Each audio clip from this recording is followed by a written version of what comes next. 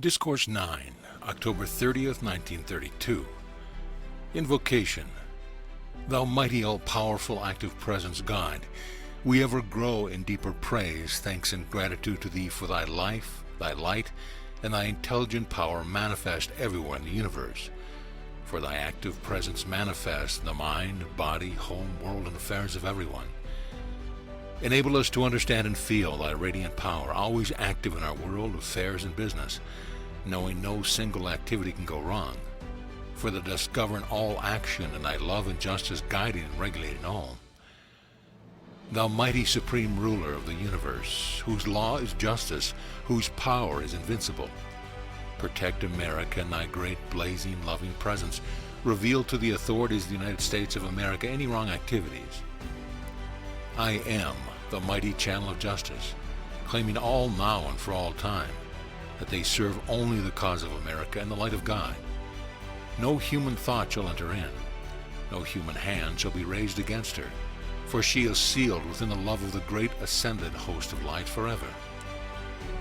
Mighty God of the universe, Thy love, light, wisdom, intelligence, and justice shall fill every office in the land. All political graft shall be wiped out forever, and Thou shalt reign through Thy creation, through Thy children, in perfect justice to all. I bring You greeting from the great host, ever watching over and ministering through their divine radiance, to heal, bless, enlighten, and prosper all who will accept. The Discourse. One of the great needs of individuals, and even of sincere students today, is to feel the necessity of giving time morning and evening to sincere meditation, to the stilling of the outer activity that the inner presence may come forth unobstructed. Meditation really means feeling the active presence of God. Therefore, when one attempts to enter meditation, he cannot drag all the disturbance that has beset him during the day along with him. Therefore, consciously remove from the feeling and attention every disturbing thing. Enter into your meditation to feel the presence of God. And do not resolve your troubles. When the statement was given, know the truth, and the truth shall make you free, it meant the recognition, acceptance, and activity of the mighty I Am presence. First, know, I Am is the first principle and absolute certainty of freedom now. Second, know, I am the active presence, governing all manifestation of my life and world perfectly. Then I have entered into the truth which shall bring all freedom. I must relate a thing that would be most laughable if it were not really serious. You would chastise it and rebel considerably if your little pet dog continued to carry bones from the alley into your living room. You would think you were doing that, and it's very much out of place. Do you know, beloved students of truth, that when you allow your mind to dwell upon disturbing things or experience, you are doing a great deal worse than bringing bones into the living room? The unfortunate thing with students and individuals, which seems so difficult for them to understand, is never under any circumstance try to hold the water that has gone over the wheel.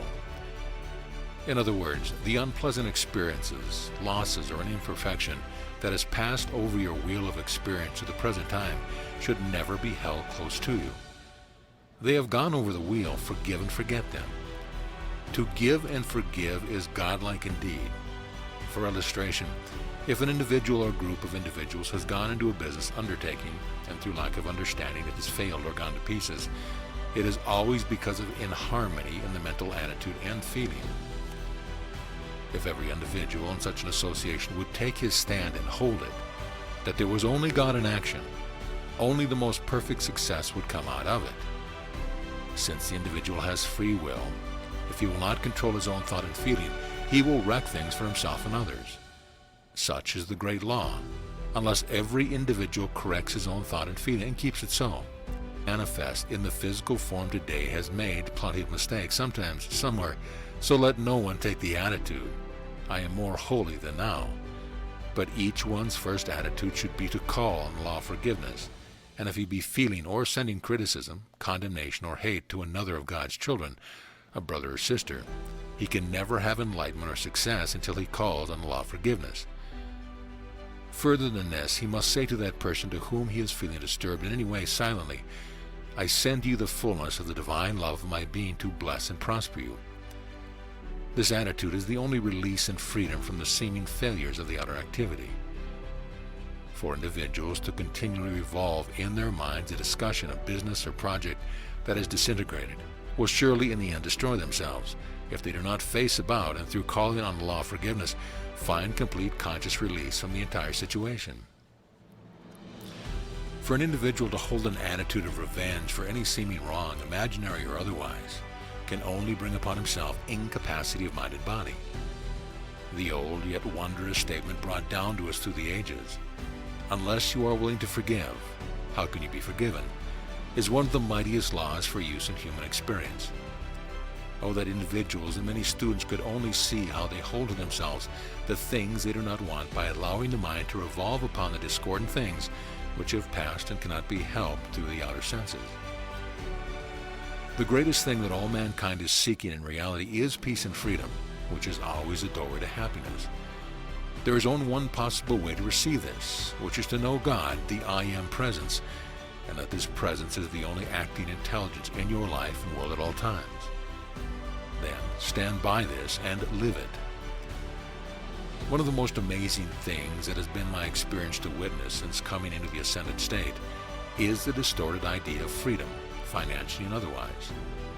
There is but one sure, certain rock upon which to build your eternal financial freedom, and that is to know and feel with every fiber of your being, I am the wealth, the opulence, the substance already perfected in my world, of every constructive thing that I can possibly conceive of or desire. This is true financial freedom, and will bring it as surely as it is maintained, and will not get away, I assure you. On the other hand, man may use, knowingly or unknowingly, enough of this God I Am Presence, or God energy, to accumulate through the outer activity millions of dollars. But wherein is his certainty of keeping it?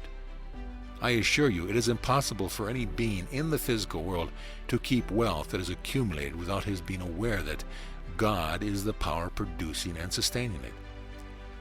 You see before you constant illustrations of great wealth taking wings overnight, as it were. Thousands within the past 4 years have met this experience. Even after the seeming loss had occurred, had they been able to take their firm conscious stand, I am the wealth, God in action, now manifest in my life, my world, the way, the door would have immediately opened for them to again have received abundance. Why do I say again to have received abundance? Because they had built the momentum and had attained great confidence. Therefore all requirements were at hand ready for further use. But in most instances they allowed great discouragement, often hatred and condemnation to enter in, which shut and locked the door to further progress. Now let me assure you, beloved children of God, there is no outer condition ever existed in this world so bad, so disastrous, but that there is the I Am, the active presence of God, with the eternal strength and courage of the universe, to again rebuild you into freedom and independence, financially in every way. I especially want the students who come under this radiation to understand this, because in this day of falling thrones and governments, individual fortunes and otherwise, they need to know and understand if their wealth is flown away through ignorance of understanding, then the I Am presence in them, God in action, is the sure rebuilder of their faith, confidence, wealth, or to whatever they wish to direct their conscious attention. Thus they allow this mighty inner energy to flow into their desire, which is the only power that ever accomplished anything. Every individual who has seemingly expressed the loss of wealth to any degree should immediately use the marvelous statement of Jesus. I am the resurrection and the life of my business, my understanding, or whatever thing I wish to focus my attention on. I tell you frankly, beloved students and individuals, there is not the slightest hope for you in heaven or earth so long as you persist in holding within your consciousness thoughts and feelings of criticism, condemnation, or hate of any description, and that includes mild dislikes.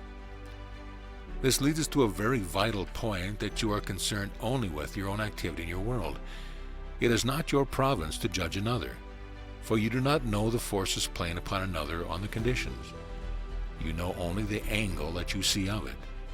And I tell you that if an individual should be entirely innocent of any intent to wrong another, the individuals who send criticism, condemnation, or hate to such a one are doing worse and committing physical murder.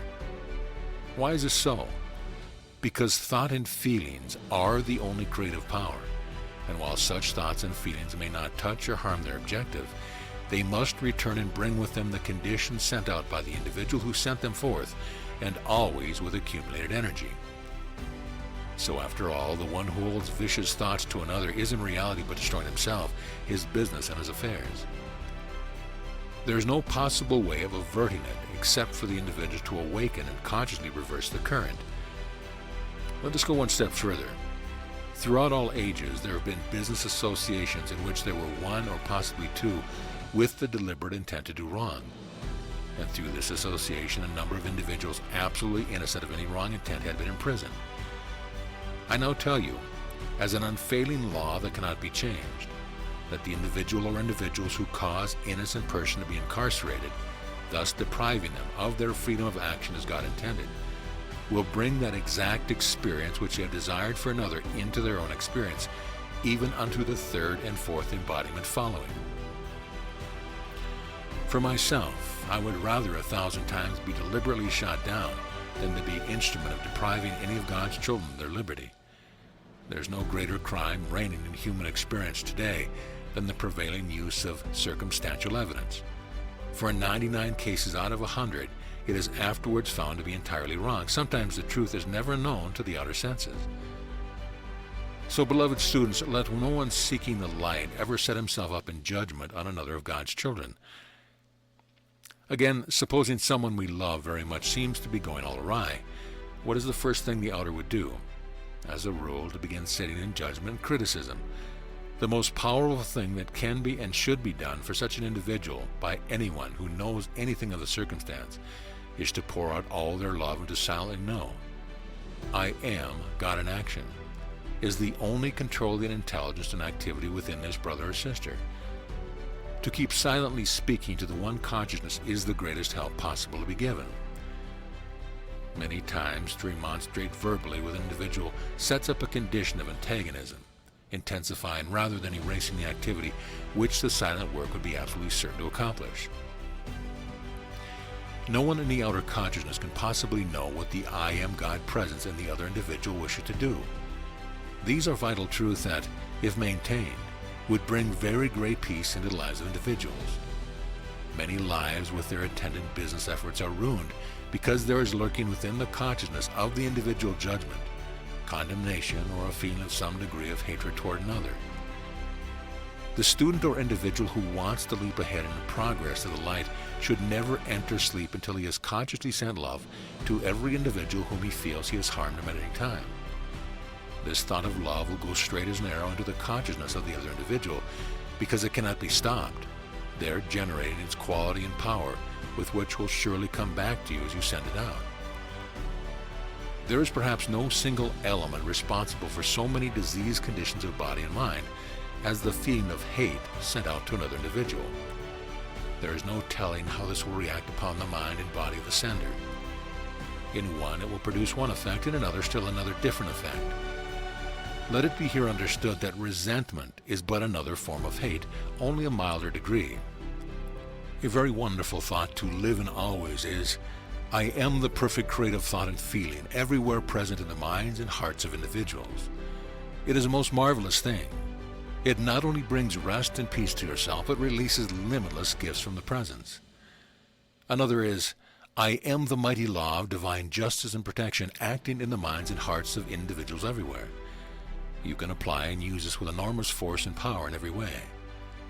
Another is, I am divine love, filling the minds and hearts of individuals everywhere. As you think on this, you will understand what was done when this home was made a radiating center of the active presence of God. You will suddenly come into a realization of the gigantic application of this. Everything in the life experience of humanity can be governed by the I Am presence. The use of the I Am presence is the highest activity that can be given. When you say, I am, you set God into motion. But there is a lot more to it which you will come to realize when you feel and know the enormity of the use of this expression. Realize the enormous power of the I Am to act in things of this kind. I am the God Power Almighty. There is no other power that can act.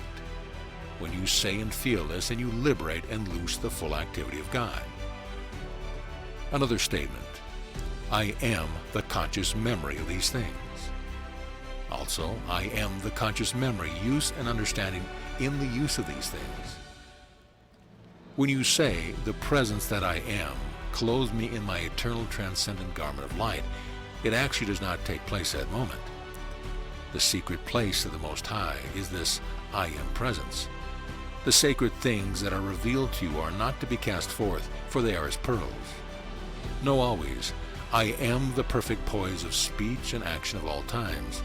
Then the guard is always up, for I am the protecting presence. God's energy is always waiting to be directed. Inherent within the expression of the I am is the self-sustaining activity. Then you know there's no time. This brings you to the instantaneous action, and your precipitation will soon take place. Always preceding a manifestation, you will feel that absolute stillness. Benediction. We give thanks, O mighty I Am Presence, for having entered into thy secret place.